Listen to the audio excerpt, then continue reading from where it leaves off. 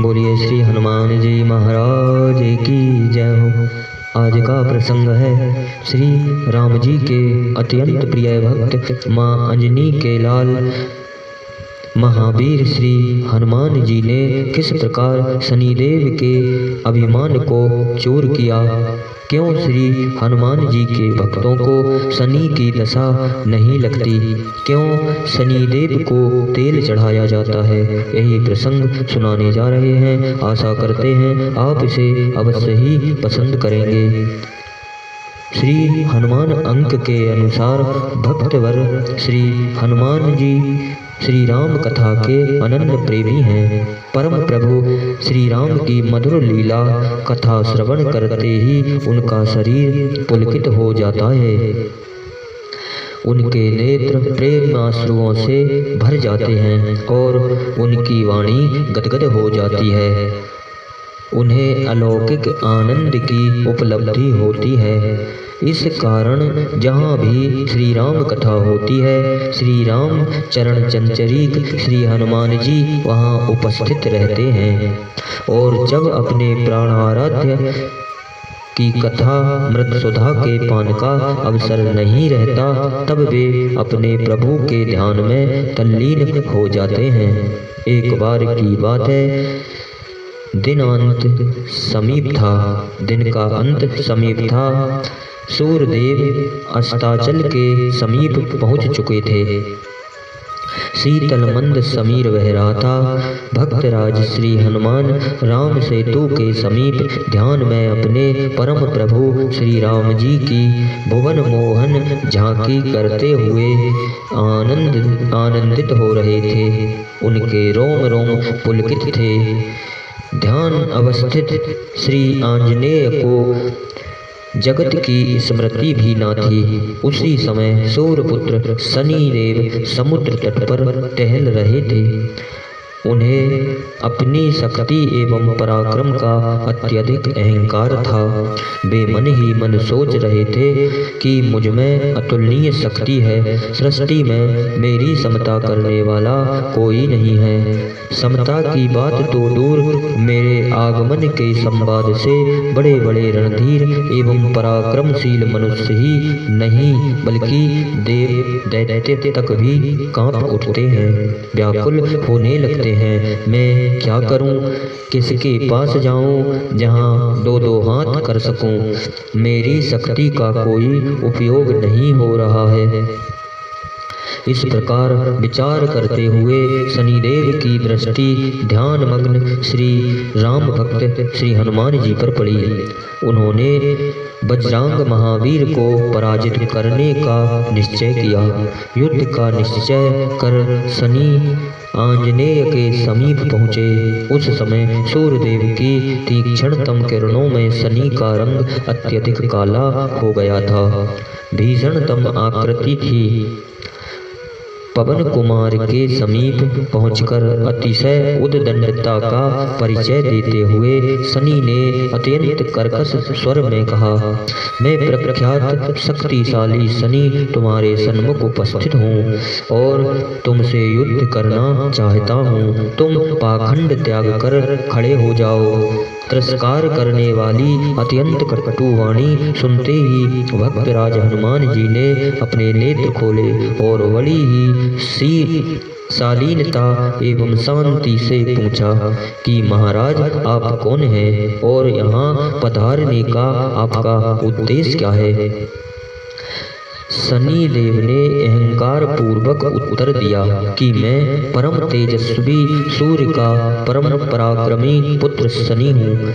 जगत मेरे नाम सुनते ही कांप उठता है। जगत मेरा नाम सुनते ही कांप उठता है। मैंने तुम्हारे बल पौरुष की इतनी गाथाएं सुनी हैं, इसलिए मैं तुम्हारी शक्ति की परीक्षा करना चाहता हूँ। सावधान हो जाओ, मैं तुम्हारी राशि पर आ रहा हूँ।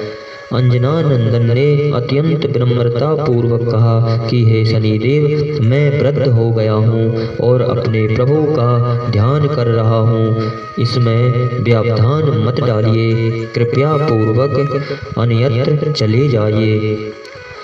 मदमत्त शनिदेव ने सागर्भ कहा कि मैं कहीं जाकर लौटना नहीं जानता और जहाँ जाता हूँ वहाँ अपना प्राबल्य और प्राधान्य तो स्थापित कर ही देता हूँ। कपि श्रेष्ठ ने शनिदेव से बार बार प्रार्थना की हे महात्मन, मैं वृद्ध हो गया हूँ, युद्ध करने की शक्ति मुझ में नहीं है, मुझे अपने भगवान श्री राम का स्मरण करने दीजिए। आप यहाँ से जाकर किसी और वीर को ढूंढ लीजिए, मेरे भजन ध्यान में विघ्न उपस्थित मत कीजिए। कायरता तुम्हें शोभा नहीं देती, अत्यंत उद्धत शनि ने तीक्ष्ण स्वर में कहा।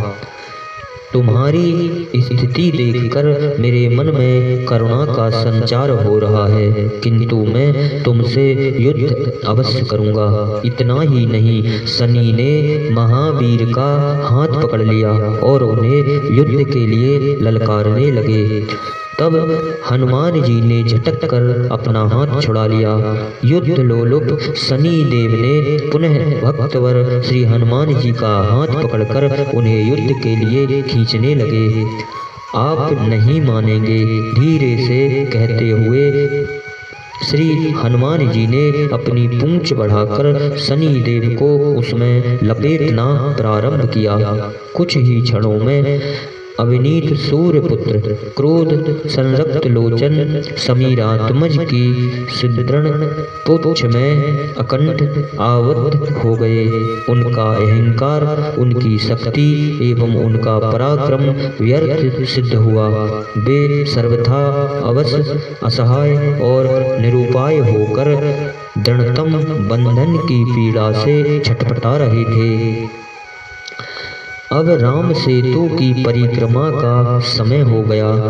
अंजना नंदन उठे और दौड़ते हुए सेतु की प्रदक्षिणा करने लगे। शनिदेव की संपूर्ण शक्ति से भी उनका बंधन शिथिल न हो सका। भक्तराज श्री हनुमान के दौड़ने से उनकी विशाल पूंछ वानर भालुओं द्वारा रखे गए शिलाखंडों पर गिरती जा रही थी। वीरवर श्री हनुमान जी दौड़ते हुए जानबूझकर भी अपनी पूंछ शिलाखंडों पर पटक देते थे। शनि की बड़ी अद्भुत एवं दयनीय दशा थी। शिलाखंडों पर पटके जाने से उनका शरीर रक्त से लथपथ हो गया। उनकी पीड़ा की सीमा नहीं थी और उग्र वेग श्री हनुमान की परिक्रमा में कहीं विराम नहीं दिख रहा था।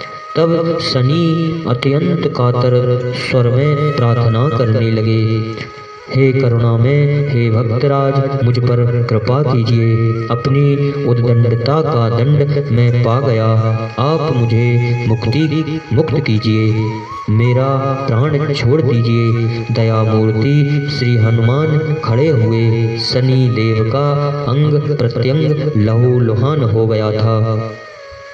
असहाय पीड़ा हो रही थी। उनकी रग रग में समीर आत्मज ने शनि से कहा, यदि तुम मेरे भक्त की राशि पर कभी ना जाने का वचन दो तो मैं तुम्हें मुक्त कर सकता हूँ, और यदि तुमने ऐसा किया तो मैं तुम्हें कठोरतम दंड प्रदान करूँगा। सुरवंदित वीरवर, निश्चय ही मैं आपके भक्त की राशि पर कभी नहीं जाऊंगा। पीड़ा से छटपटाते हुए शनिदेव ने अत्यंत आतुरता से प्रार्थना की, आप कृपा पूर्वक मुझे शीघ्र बंधन मुक्त कर दीजिए। शरणागत वत्सल भक्त प्रवर श्री हनुमान जी ने शनिदेव को छोड़ दिया। शनिदेव ने अपना शरीर सहलाते हुए गर्भधारी मारुत आत्मज के चरणों में सादर प्रणाम किया और वे चोट की असहन पीड़ा से व्याकुल होकर अपनी देह पर लगाने के लिए तेल मांगने लगे। उन्हें जो तेल प्रदान करता उससे वे संतुष्ट होकर आशीष देते हैं। कहते हैं इसी कारण अब भी शनिदेव को तेल चढ़ाया जाता है, अर्थात उसी दिन से श्री शनिदेव को तेल चढ़ाया जाता है। इन्हीं शब्दों के साथ बोलिए वीर हनुमान जी महाराज की जय हो।